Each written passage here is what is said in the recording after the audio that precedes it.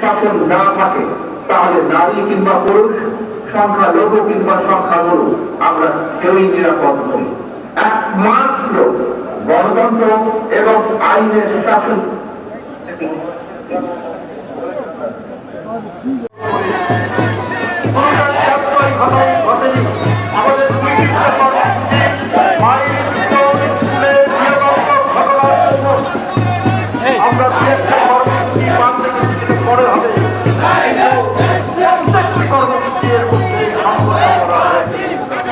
এইটা শহীদদের মর্যাদা দেওয়ার জন্য, শহীদদের আত্মার শ্রদ্ধা জানানোর জন্য এবং তাদের পরিবার বর্গের প্রতি সম্মান জানানোর জন্য।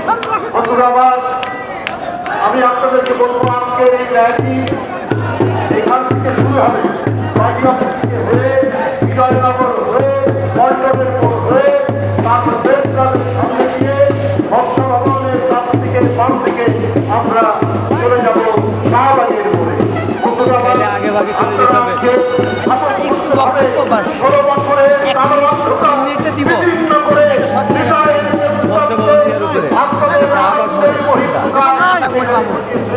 এই জন্য আজকে এই কমিটির পক্ষ থেকে আপনাদেরকে শুভেচ্ছা জানিয়ে আমার